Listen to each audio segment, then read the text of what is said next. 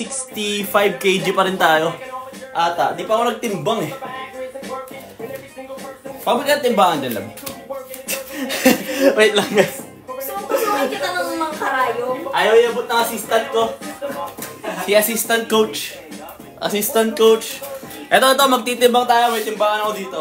Wait lang. Dito. Di ko naman nakakilo to, nakapounds to. 64 kilo guys. Nasaan na tayo? 64 kilos. Pumayat ka? So, pumayat tayo ng 1 kilo. Baka, oy, shoutout sa'yo, El Ganshu. Salamat sa Heart Me.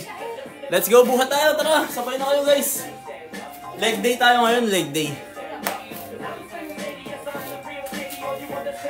Tingin nga ng back mo ya. Ito, back natin guys. Back.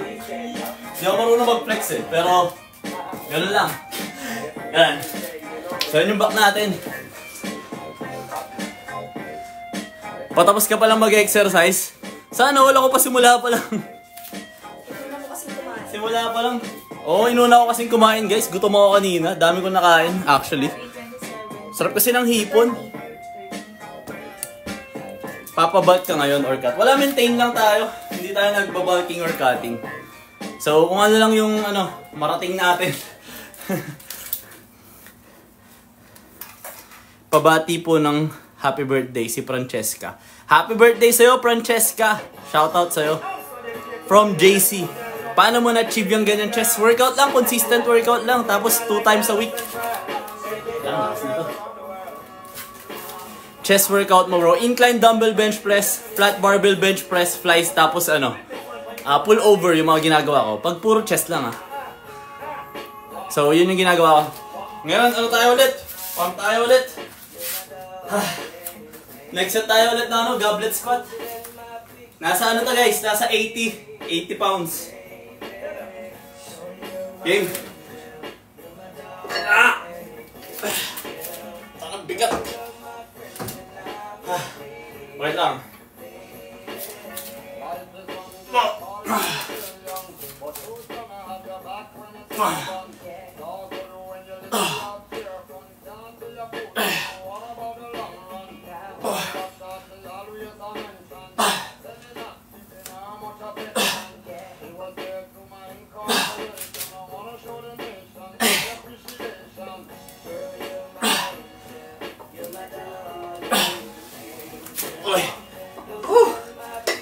So, pangatlong set na natin yun, 10 reps.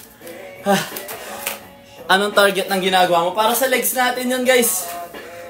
Bakit gano'n, bro? Wait lang, upo tayo. Sakit sa legs eh. Gano'n, bro. Nung workout ko, may bulk. Pag gising ko, wala na ulit. Gano'n talaga. Pag may pump pa yung muscle mo. Siyempre, pag ginagamit mo yung muscle mo kasi, mas mabilis tumitibok kasi yung puso mo. Siyempre, napapagod ka, di ba? So, ang tendency nun, yung mga ugat-ugat mo na maliliit, lumalaki sila, kaya nagbumukang pump yung mo. Tapos pag napahinga ka na, yun, nawawala siya.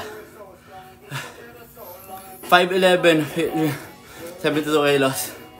Ba't kaya? 24 days? Baka nagbawas ka ba ng kain, kaya pumapayat ka? Bawas sa paglulu yan.